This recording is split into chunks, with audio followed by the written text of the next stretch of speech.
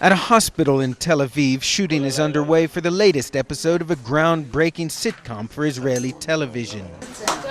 Action! Avoda Aravit, a derogatory Hebrew term which translates as Arab work, slang for something done poorly. The Arab language sitcom follows the adventures, more often misadventures, of Amjad, a Palestinian Arab journalist who's an Israeli citizen. This episode will be aired on the 60th anniversary of the creation of Israel, known to Arabs as a Nakba, the catastrophe. Avoda Aravit is the brainchild of journalist Syed Kashur, and it's doing well on Israeli TV. Kashur crafts scripts around his attempts to find a place in a country where Palestinian Israelis are often viewed with suspicion.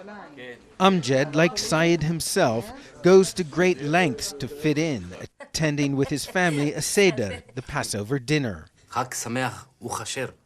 and searching for an Israeli kindergarten for his daughter. No easy task. The kindergarten story is based on a true story of myself. I went with my daughter after a phone call to a kindergarten that told us, was clear that there is a place for us. We just went for the meeting and suddenly there were no more room for us. Eventually, Amjad finds a kindergarten, quirky, painstakingly bilingual, based upon the Jerusalem school where Syed put his own daughter.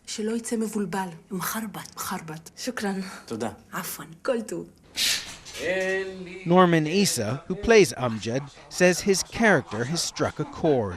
Some of the Arab citizens, they say all the time, catch me, and they say, look, I'm your character. This is me. You speak about me. The feeling of being part of Israel, but not part of Israeli society, is shared by many of the actors.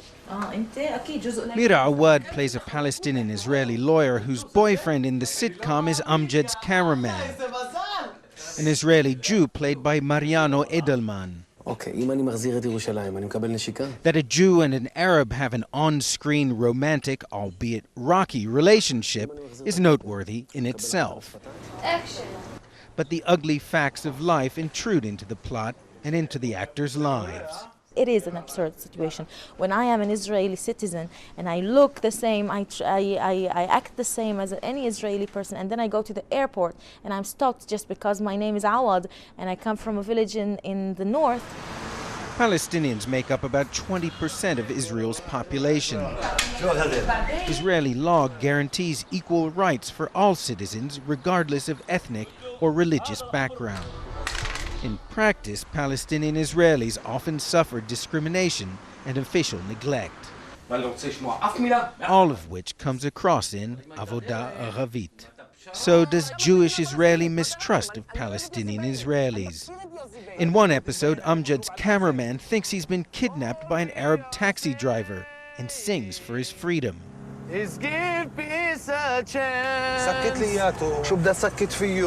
Unaware the driver, who speaks no Hebrew, means him no harm.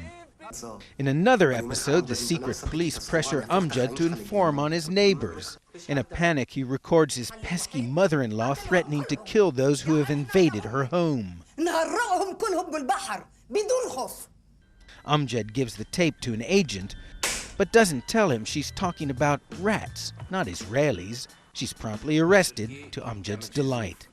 The show has been a hit, but screenplay writer Syed Kashur has mixed feelings about its success.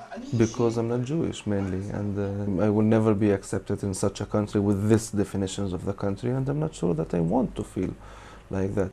For Syed and many Israeli Palestinians, the 60th anniversary of the founding of Israel is hardly a time for celebration. I would like very much to live in a real democracy. And Israel is not a democracy, as at least they like to show it in the world, the only democracy in the Middle East. It is not true. It's ethnic democracy. This democracy only exists if you belong to the right nation, and it is to be a Jewish. Avoda Aravit is going into a second season, a rare window on the complex and difficult relations between Jews and Arabs in Israel. Ben Wedeman, CNN, Tel Aviv.